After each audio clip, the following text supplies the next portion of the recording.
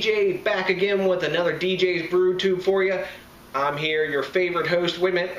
That's right, I'm the only host of this, so I guess I have to be your favorite, except for when my buddy Johnny comes and joins me on location, or for epic beer nights, or when he decides to bust out those mix master skills like he did the other day and make another lovely mixed drink for us. But tonight what I'm going to do is I'm going to re-review one of the beers we did in our last epic beer night, and the one I'm going to re-review is Harpoon's UFO Whit, or White, which is their UFO stands for Unfiltered Offering, UFO. This beer they started brewing in 2009, and it was sort of a response in some ways to Hogarten, who's made by Anheuser-Busch, and also to Blue Moon, that's made by Coors. This beer is different than both of those.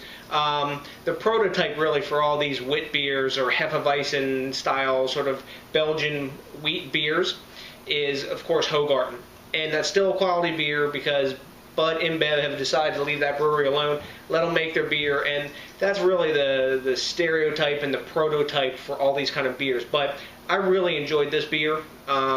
It's a great warm weather beer. It's summer now. We're getting into mid-June type thing, going towards July, and we're getting 90-degree days, and this beer really appeals to me. I've just had a good workout, and I'm feeling hot, and I'm hot, yes, hot temperature that is.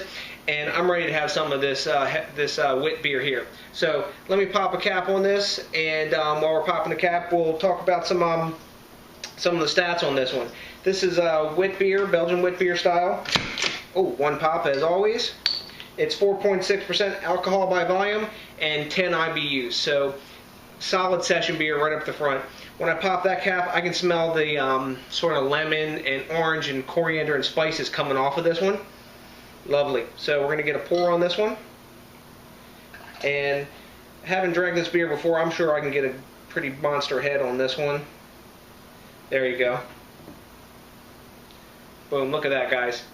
4-finger head. It's going to settle down to probably a 2-finger head, something like that.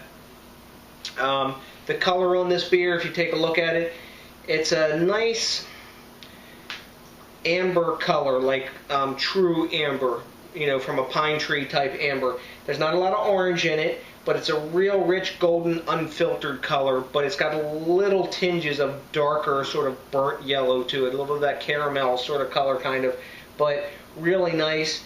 Active bubbles flowing up from the surface. As you can see, we've settled down to a solid 3-finger head on this beer, and I've got this even in a tulip top Weissenglass that I like for these beers because you can get a lot of sensory out of this one. And let's get a nose on this. Let's see.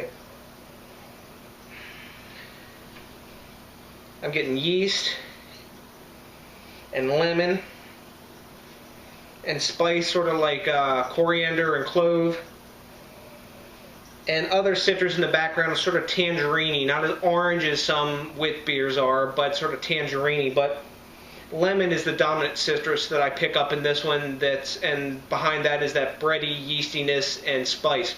Really nice smelling beer. Let's get a taste on this one because I'm right thirsty.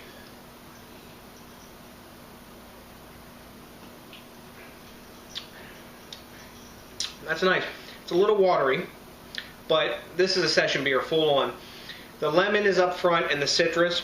In the middle of the tongue, you have the yeastiness and you have the spice. And in the back, it's a quite dry finish with this carbonation that's pretty active. And it invites you back for another drink, which I'm going to have now. That's a nice, solid Whit beer. Really refreshing, really crisp. And like I said, a real dry finish that's quite nice. This one straight out of the fridge is probably about 39, 40 degrees. I'm going to let it warm up just a little bit, and I'm going to come back and give you my final thoughts on this one.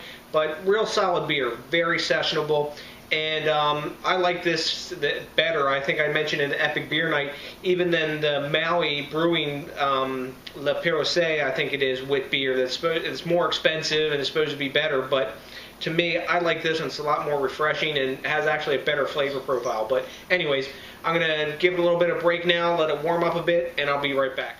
Hey there guys, DJ back. As you can see, I pretty much drained this one down. It goes down real easy, and as this beer warms up, the citrus notes in its blossom. There's more of that lemon and actually more of that tangerine I was talking about. The spiciness dies down a little bit, but that yeasty sweetness and stuff that it's got with its malt and its low IBUs of 10 are still there. And all in all, I think this is a really solid beer. Let's see what Rate Beer and Beer Advocate give this.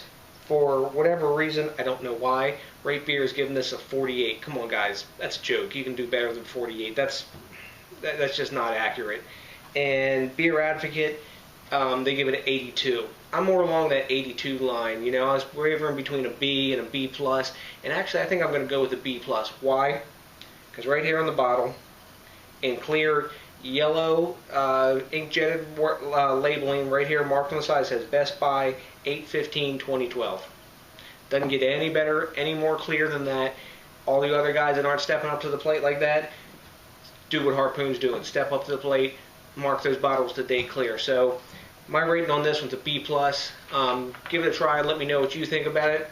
We'll get a little dialogue going, and until the next time, remember, as always, think globally, drink locally. Let's keep this craft beer movement growing, and I'll see you on the next DJs BrewTube.